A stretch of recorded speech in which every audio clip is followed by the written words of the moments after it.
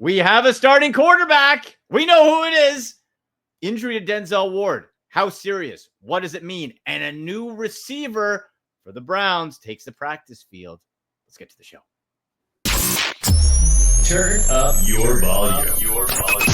Because you're about to listen to The Sick Podcast with Andy McNamara, the sickest Cleveland Browns podcast. Chubb runs, he's to the 10, 15, he's to the 20, 25, 30, 35, 40, 45, 50. There goes Chubb, he's to the 30, 20, 10, 5, touchdown, Shabba-lubba hub. It's gonna be sick. Welcome, everybody. Last preseason game coming up. We're almost there at the regular season. I'm Andy McNamara. Welcome to the show. Make sure you're clicking subscribe. Notifications on. Click it. Click it. Make sure you're sharing the show. Jump in the comments, too. Fantasy football questions, hit me up. Use hashtag AskAndy on X at SickPodBrowns, at AndyMC81. That's on X, on Twitter, Instagram, and TikTok, at AndyMCSports. Let's go. We got some Browns news, of course. The Joe Flacco being confirmed. What everybody knew what should have been, but with this team in front office, you never know until it's done. We'll talk about the wording as well. Week 1 only confirmed. How short is the leash on Joe Flacco? By the way, David Njoku, if you guys don't follow him on Instagram, he's one a fun follow. But 2, he is giddy is the only word I can use to describe. He is giggling and giddy that Joe Flacco is his QB again. They were in the car.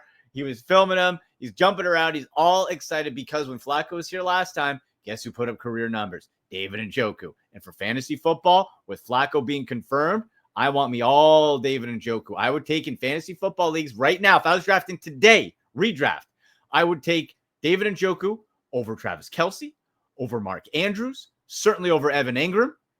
I would put David Njoku right there.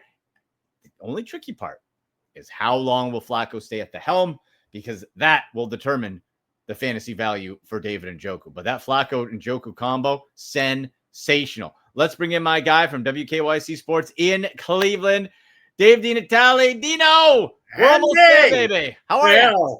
We are ready to go. I got to tell you, for the craziness that this offseason, I was joking with you guys before we started, the craziness that this Browns offseason has been, I think training camp and preseason, save for the Pickett injury and certainly the MJ Emerson injury, it's been a good preseason and training camp for the Browns. And I think they were, they got to get through Saturday and get through this final dress rehearsal and then wrap everybody up in bubble wrap until the start of the season. Wow. But I think if you're honest with yourself as a fan, you should feel better about this team now than you have really for most of this offseason, to be honest. Right. When we were doing the schedule game, I feel better. I feel, feel a bit more confident when we did that together. I want to talk about the defense in a little bit because I think everyone wants offense but that defense is lining up to be something real special. Let's talk about, I said injury off the top.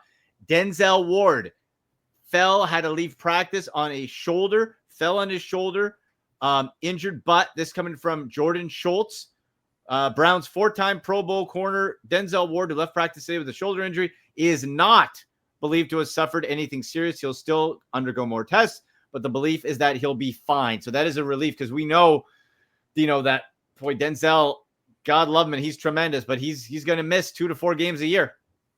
Just how it is. No question. You'll never get a 17 full games from Denzel. He just, some players, first thing first, he in a smaller man's body tries to be a physical cornerback. And it's one of the things we love about him. But it also means he is susceptible to injuries. The biggest thing for him has always been the concussion. So I was very concerned when I had heard the news today. But, basically it was just a one-on-one drill. He was going up against Jerry Jeudy, hurt his shoulder, tried to stay out there, and then ended up going back into the locker room. But if Jordan Schultz is to be believed, and Jordan has been out in front of a lot of Browns news this offseason, I think we can breathe a sigh of relief. And, hopefully Denzel's out there on September 7th when we get this thing going. Well, exactly. And I think that certainly that injury and that it's not serious, great news, but that shuts him down for the rest of camp, right? Oh, there's no question. You're not going to play him Saturday against the Rams. I mean, you're shutting him down probably the rest of this week and into next week before he can go back and maybe do drills. But Which gives it lots of time because you have 10 days after the last preseason game, I think, as well. Yeah, 15 days. So you've got all the time in the world. So there's certainly no need to rush or anything like that. No. And this is now we mentioned that Denzel won't play in past Stefanski off seasons, all of them really. That wasn't even a question because starters never played.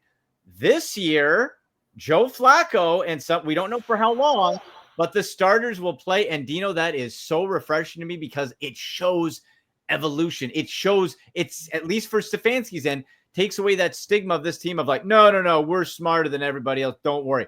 Stefanski last year didn't work. And now he's going to play some of those players and get them fresh. If Patrick Mahomes can get out there and play in the preseason, this team can. Yeah. Joe Burrow was out there Monday night playing against the Commanders.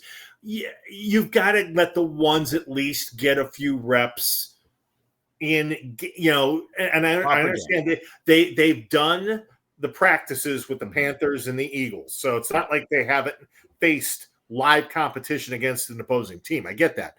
But in the case of the ones, especially Flacco, you've got to get some game simulation. You've got to do the week of practice, going through the progression from Monday, in this case, through Saturday. So I think it's a great move. My guess, Andy, if he's out there any more than a quarter, I'd be pretty surprised. I think you want a couple of drives. Let's see if he can put a touchdown on the board, and then great job, have a seat. And I think the Browns would love to give Kenny Pickett a lot of reps against, if not ones, and certainly maybe against twos for the Rams on Saturday. They've got to see what they've got in Pickett. I mean, they like him. They love him. And I mean, Kevin Stefanski, even today, in explaining the rationale behind, hey, Flacco's our starter, Pickett still had a chance to, I think, if he could have been active and ready to go last week, and if he played against the Eagles, this wouldn't have been such an easy decision. But, I think because of his overall experience, but certainly his experience in this offense from 2 years ago, I always had felt Flacco had a leg up. So it really didn't come as much of a surprise. Yeah. I thought that Flacco certainly was, from as soon as he was signed, he was the guy. But that doesn't mean we've seen the Browns outthink themselves before that was going to be the case. So, like, I don't know. You know me. I'm not a Kenny Pickett guy. But if he can help us, sure. But he was on the practice field today throwing. And this is now a battle for the rest of the depth chart of Dylan Gabriel, Shedeur Sanders, Kenny Pickett. And it looks like, people saying, oh, would anyone trade? What would they get in a trade for? I don't really see right now, unless there's an injury. But even if there is to another quarterback, none of these other players have been able to really stay healthy enough to showcase anything, to get anything in a trade. Correct. I really think, Andy, barring anything really unforeseen, they're going to start with 4 quarterbacks on this roster. Yeah. And that's fairly unprecedented. I don't remember a team doing that. Now, we certainly have had scenarios 2 years ago as a perfect example where, you might start 4 or 5 quarterbacks over the course of a full season, but I can't remember a team starting a year with 4 quarterbacks. But these are unusual circumstances for the Browns. And I think, right, as you said from the outset, I don't know how long the leash is going to be on Joe Flacco. Ideally, he's able to put points on the board, not turn it over an excessive amount. Right. And the Browns are competitive, and he gets a few weeks to run the offense, and the offense is clicking. But if that doesn't happen, there are other options. And I thought Mary Kay Cabot brought up a great point of Cleveland.com today. I think she threw it out on X. This is Joe Flacco's last shot to be a starting quarterback in the NFL. Let's be honest here. Yeah. It's not to say that he'll never start another game if he gets benched, but this is going to be the last week one where Joe Flacco is probably going to be an opening day starter for an NFL team. He's had a hell of a career, and he's back, and I think Browns fans are happy about that. I think the Browns are happy about that. But this is his last shot, and he's a competitor first and foremost. He's not just happy to be here. Right. He wants to be the starting quarterback. He's got a chance to get a lot of incentives in his contract if he's able to play well. So there are a lot of reasons for him not to lose the job. But if he does lose the job, there are options. And I think fans should feel pretty good that if you see one or both rookies under center in a regular season game this year, I think you probably feel a lot better about that now than you did when camp started. Right, with the unknown. And then it's like, Kenny Pickett in the past has looked sensational in preseason and then been not so sensational in the regular season. Like the thing is, for the Browns, I feel their best chance to score points consistently and at a high level, like above 20, which was a struggle a lot of the time last year. Yes. It's Joe Flacco, man. It's Joe Flacco. That's the bottom line. If you insert Kenny Pickett can be a game manager guy. He's won games in the league. I understand.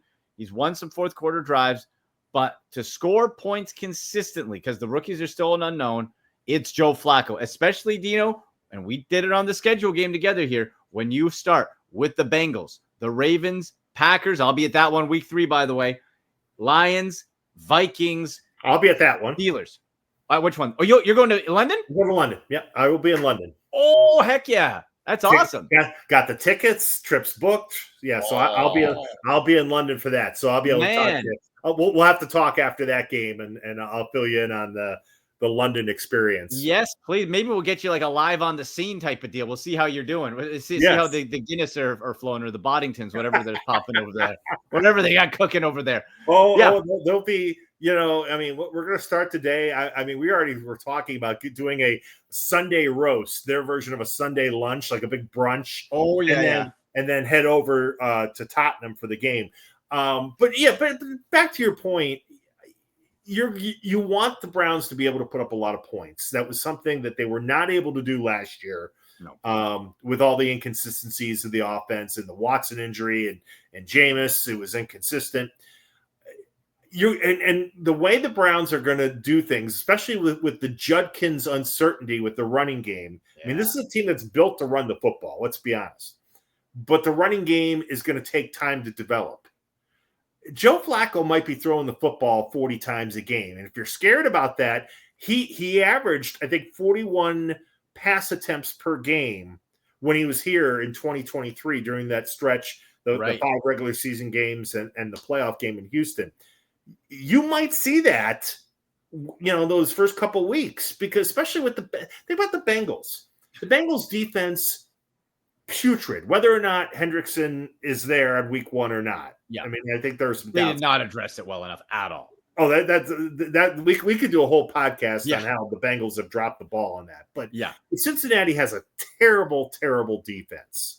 So there are going to be opportunities for success offensively in the early going. They're going to be tough games. We did a schedule game. They're going to be tough. Mm-hmm. But there are going to be opportunities with Flacco in this offense to get some touchdowns out there. Yeah. There has to be. And you mentioned that week 1. Yeah, Burrow, talking fantasy football off the top. My goodness. Joe Burrow, Jamar Chase, Andre Yesevich, T. Higgins. Oh, my. It's just a gluttony of fantasy options because they have no choice, because you're going to have to be popping up 40 points if you're the Bengals, because you're giving up that. So the Browns need a quarterback to lead the offense that can put up those type of numbers to keep up. You may have to beat the Bengals like 42-41 or something like that. I hate to say it, but that's I think the Browns defense is going to be better than maybe we thought. Yeah. provided everybody stays healthy and Ward's back and all those ifs, ands, or buts. That said, that Bengal offense, I mean, just was watching it last night in the one drive or so. Now, Joe Burrow can't be taking a 30-yard sack or whatever he did last night. But I mean, the Bengals offense is going to be tough. So you're going to have, you can't win games against a team like Cincinnati 16-13. No, not going to happen. You can't do that. You may be able to win other games this season doing that. And we saw that again 2 years ago when the Schwartz offense, Schwartz defense was so good. You could win those low-scoring games. You can't do that against the Bengals. No. They're going to score touchdowns. Yeah, and Dino, let's talk about that defense here because this could be the best version, even without MJ Emerson. Yeah. And without JOK, could be the best Schwartz defense we've seen here in Cleveland because the addition of Mason Graham, we've already seen it and heard about it from the joint practices where Myles Garrett looked unstoppable. Why in part? Because Mason Graham busting through is a problem. He's never had that solid defensive tackle. And the successful Schwartz defenses in Philly that won a Super Bowl had the bull at DT. Yeah. Had the linebacker, Carson Schlesinger there. Had the edge guy, Myles Garrett. And I think that mix in of Shoyan Trorinka, whatever his name is, with Wright, with McGuire, with that other rotation on the other side, along with Myles and Graham, and you got the linebacker floating around. Boy, they were causing problems. And I heard the word, comical with how easy Myles was shredding the Eagles' offensive line, which is world-class. One of I would argue maybe the best offensive line in football. Yeah. And by all reports, the Browns defense was impressive. Let's go back to when we did the schedule game or maybe even when we talked around the draft. Today's NFL, yes, you need an edge rusher. And that's why, TJ Watt, Hendrickson, whenever he signs, Myles Garrett are getting so much money. An edge rusher that can pressure the quarterback is huge. You can't put a price on it. But today's NFL is also about pressuring the quarterback in his face, coming up the middle and disrupting his sight of view straight ahead. And if you're able to get Mason Graham, and I look for a good year 2 for Mike Hall Jr., if you're able to get that kind of forward surge into the face of the opposing quarterback, man, that's going to make Myles Garrett's life so much easier to pressure the quarterback. And the other thing is, you said the name Schlesinger. I think he is going to be a tackling machine. You're going to see him involved in so many, maybe not explosive defensive plays, but drive stopping defensive plays coming up from that linebacker spot. He's really looked good. I've liked watching him in practice. I've been impressed. We saw him certainly in that Panther game. I thought he was great. So has the green dot for a rookie to be responsible for calling the defense. This is a special guy, only a 1-year starter, but could have something special. He's received some comparisons and to all-time greats. That's tough, but he's being compared to Clay Matthews. Yeah, as far as versatile, being able to do a bit of everything. And boy, I'll tell you when on draft night, Dino, when they called his name, I'm like, I have zero idea who that guy is. I had no idea. I watched a lot. I watched a lot of Pac-10 or Pac-12 football, the last year of that conference and everything, because I'm a Heisman voter, and I was watching. Amongst the players I was keeping an eye on was Dylan Gabriel. With the Heisman vote, you try to see as much of the West Coast games as I can to get a sense of, okay, I got to watch this guy, And I got to be honest with you, Carson's name was not one that just jumped in my mind. Like, oh, I remember him. Right. But the more I've watched him, it's like, oh, well, this is in this system with this defensive coordinator, he's going to have a chance to really bust out and make a name for himself. So I'm very excited about for the first time, really going back to 2021, the last time the Browns had a first round pick. I'm excited about the young players Yeah. in this system now. Yes, I would. I mean, this team is really going to miss JOK. I mean, there's no question about it. But when you think about Fannin, Schlesinger, Graham, etc., they and the quarterbacks.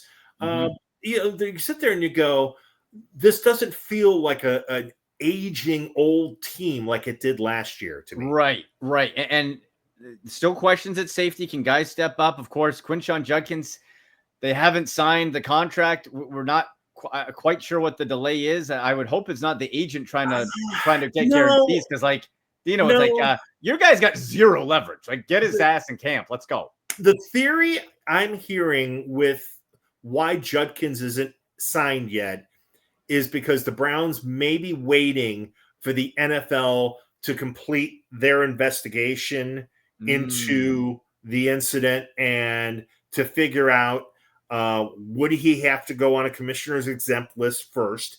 And then obviously, like with the Hall situation last year, will he have to miss time because of violating the personal conduct policy? Right. So as much as, I mean, I'm with you. I want him in camp. You want him getting reps. You want him to be ready. But that's kind of the theory that's being floated around from people I've talked to right now, is they may be waiting on the NFL to decide what's going on. A little different than obviously what's going on with Isaiah Bond. I mean, the Browns signed him, and I mean, he's already in practices looking good. So the website, the Browns Twitter just showed Kenny Pickett throwing a nice dime to him. Yeah, I saw that. And the first thing that popped out when I saw that clip is Bond's a little bigger than I thought he was. Like he's like, I think 5'10", 180, 185-ish, but he looked jacked. Yeah, it's why I thought, I'm like, he's obviously kept himself in shape during this period of inactivity while his legal system was being played out. So that one thing is for sure now. I think you can probably lock 4 receivers that are going to make the team, and Saturday will be a chance for maybe 1 or 2 others to try to get into that mix, or the Browns may go outside of the roster they have now, see who might be available on the wire after cutdowns, and then maybe bring somebody else in.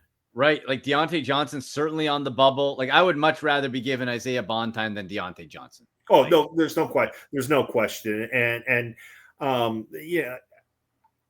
don't want to put the responsibility of the pick six, the Gabriel pick six, on any one player. It sounds like it wasn't a good decision from Dylan, no matter what. Right. But it also sounds like Whiteheart and too crowded. And Johnson, I mean, they were in the same pattern. So somebody didn't run the right pattern, and then you didn't have players getting out there with their hands and stretching to try to, at the very least, knock the ball away. So and that did not apparently go over real well. But Johnson's a veteran, and he has a good showing in this preseason game Saturday. It might get him a roster spot. It could, and really, there's an opportunity to jump up and grab something. I wonder what this Gage Lavardane, if he's able to make it, because he's like a hell of a camp. They like him, and the thing with Gage is he can also play on special teams, and Davis, we need one of those, please. Yes, you need. I mean, I had a lot of high hopes for Floria because he a Mentor kid. I called a lot of his games in high school. Oh, cool. A Kent State guy, and you sit there and you go, wow, these guys that have, Northeast Ohio or whatever, and they go to Kent State and then they come to the NFL, think Cribbs, think Edelman. Right.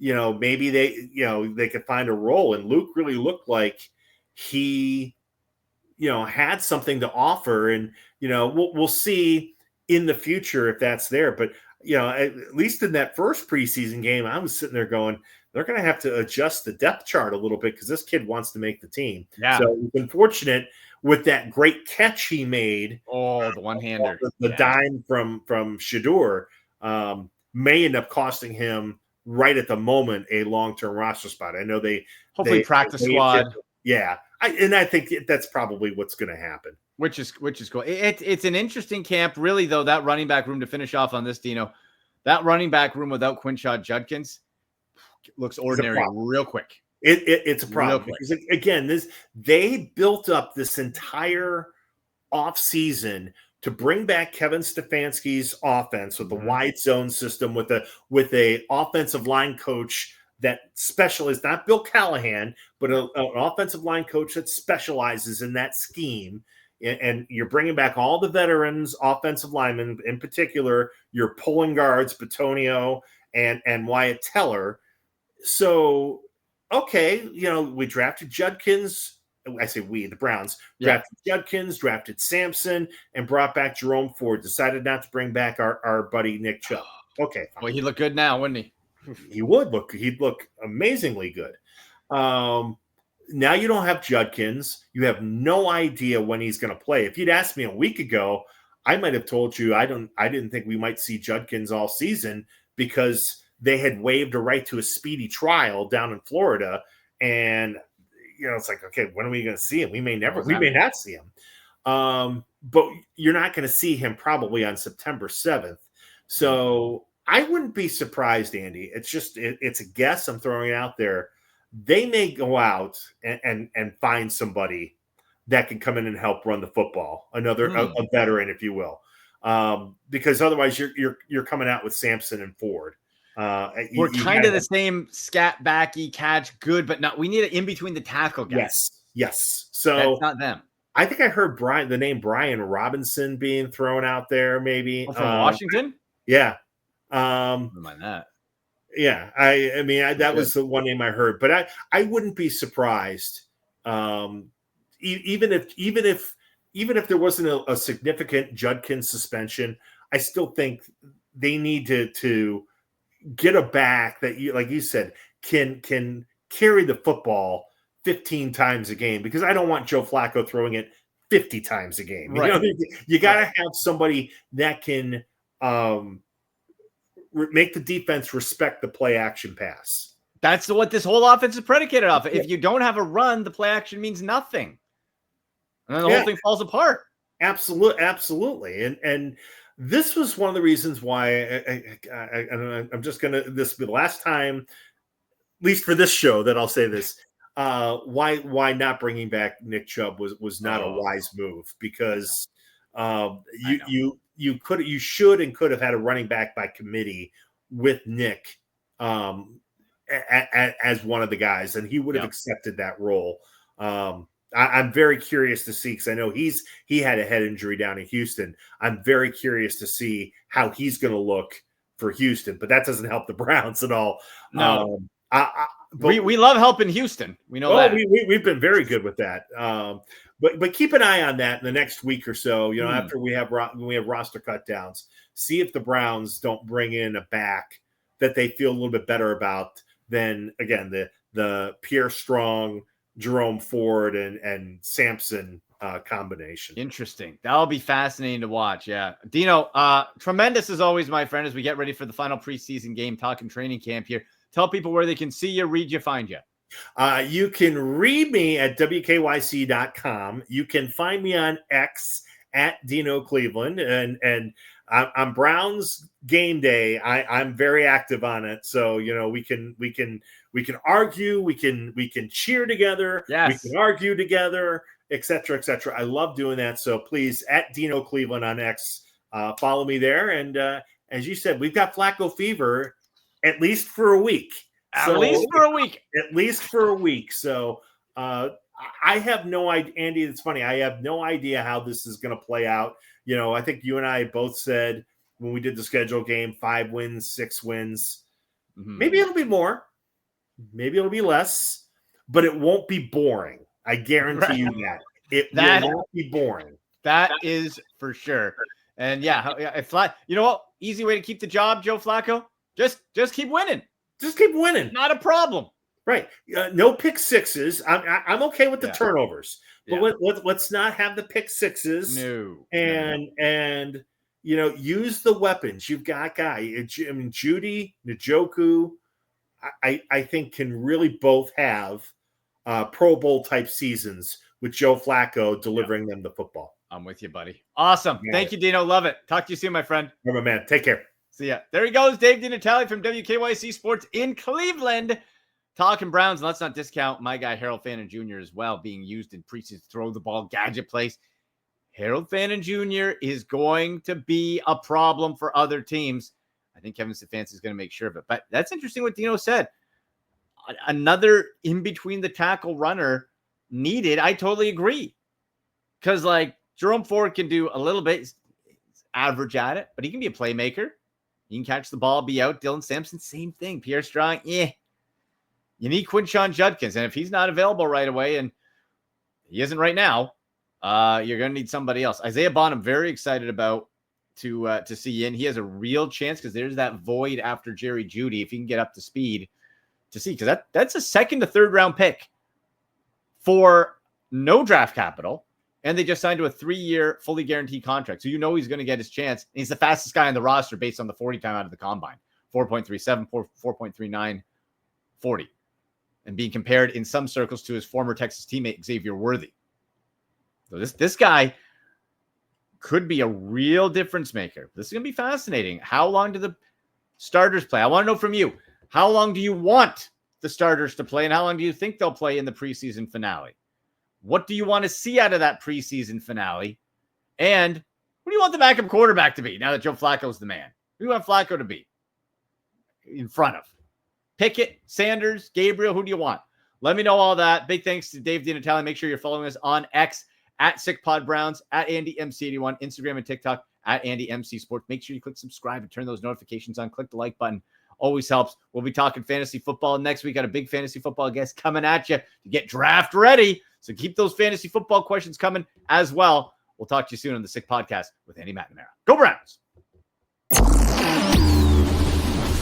And that's a wrap. Hope you don't miss us too much until next time. Follow the Sick Podcast with Andy McNamara on YouTube, Instagram, Facebook, Google Play, and Apple Podcasts.